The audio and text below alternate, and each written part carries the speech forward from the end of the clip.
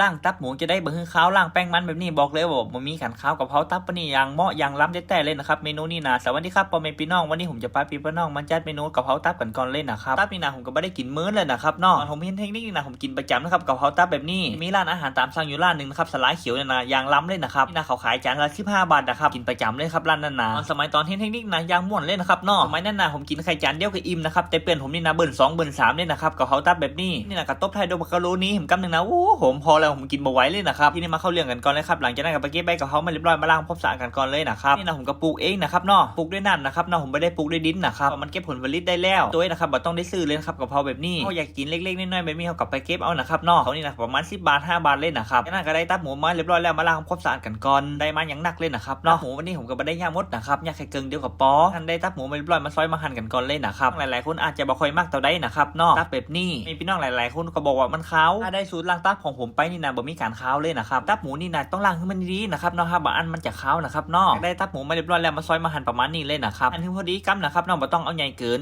นี่นะมันจะเกี่ยวอย่างนะครับเนาะ เมนูอันนี้น่าจะกับแกมกับดีกับข้าวกับล้ำนะครับเมนูตับแบบนี้ก็คิดถึงตอนอยู่บ้านเลยนะครับนี่น่าจะมีตับปิ้งหมูแบบนี้ขายบอกเลยว่ายางล้ำเลยบุรีนี่นะแฮบบะมีขายเลยนะครับบะมีขายด้วยซ้ำเลยครับตับปิ้งแบบนี้มีโอกาสอยากขายนะผมอยากขายสักกำครับตับปิ้งหมูแบบนี้ตีชลบุรีล้ำเรามาปิ้งนี่นะบอกเลยว่ายางเหมาะอันได้ตับหมูเรียบร้อยแล้วมาล้างความสะอาดกันก่อนเลยนะครับจะล้างน้ำเปล่าไปประมาณ1 น้ำนะครับนอกหลังจากนั้นผมจะมาล้างด้วยน้ำแป้งมันนะครับแป้งมันนี่น่าจะดับเหมือกดับข้าวตับหมูได้ดีเลยนะครับแม่พี่น้องก็ลองไปย่างหัวนะครับเนาะนี่คือตับกรอบๆนุ่มๆนี่นะจะมีผงมักเนื้อนะครับเนื้อมามักเลยครับบอกเลยว่ายางล้ำเขานี่จะเด้งจะกรอบเหมาะเลยนะครับแม่พี่น้องก็ลองหัวนะครับเนาะทำความสะอาดเสร็จเรียบร้อยแล้วมักจีนมาใส่นะครับบอกเลยว่าสุดยอดความล้ำได้แต่เลยนะครับจากเอาตับกับแป้งมันไปล้างไปสักกำเลยนะครับเนาะล้างข้าวออกกันก่อนเลยนะครับจากเอาล้างน้ำแป้งมันเสร็จเรียบร้อยแล้วเขาจะไปล้างน้ำเปล่าประมาณสัก2-3 รอบเลยนะครับจนถึงหน้ามันใสๆแบบนี้เลยแบบนี้บอกเลยว่าตับหมูนี่บ่มีการขาวแน่นอนนะครับเสร็จเรียบร้อยแล้วไปลวกสะดุ้งน้ำสักกำหนึ่งนะครับเนาะดุ้งกับป้อนนะครับเนาะเกิดเนี่ยเวลาเขาไปพัดนี่มันจะซากนะครับมันจะบ่ค่อยล้ำบอกประมาณนี้กับป้อนนะครับจากนั้นก็มาตำเครื่องกันก่อนว่ามีอย่างมันใจพริกแห้งพริกสดกระเทียมแค่นั้นนะครับจะตำให้เร็วๆประมาณนี้เลยเปิดไฟตั้งกระทะเทน้ำมันลงไปนะครับอีกแต่เขาตำตะกี้ลงไปพัดให้มันห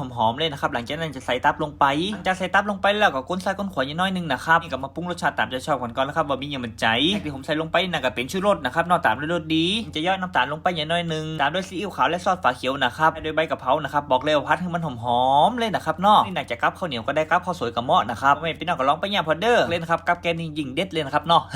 กับประมาณนี้นะครับกะเพราตับนี่นะบอกเลยว่ายังเด็ดยังเหมาะยังล้ำแต่เลยครับรสชาติจัดจ้านขนาดไม่ว่าถูกใจสาวเมมขนาดเลยนะครับเมนูกะเพราตับแบบนี้แต่วันนี้ผมจะพัดออกซุกๆอย่างน้อยนึงนะครับเนาะที่ว่าสาวเมมบชอบแบบมินิมแลนะครับเนาะวันนี้ผมก็เลยจัดแบบซุกๆให้เขาเลยนะครับบอกเลยว่าเมนูนี้นะต้องจัดนะครับแล้วเยอะๆเหมือนกันนะอย่างเด็ดเลยวันนี้นะบอกว่าคนเฒ่าคนแก่กินได้หมดนะครับแล้วอันนี้นะกินดีเลยกะเพราตับนี่นะครับเนาะนี่มันก็มีประโยชน์หลายอย่างอยู่นะครับเนาะมีถาดลุงถาดเล็กอีกนะครับเนาะ รักการกันมา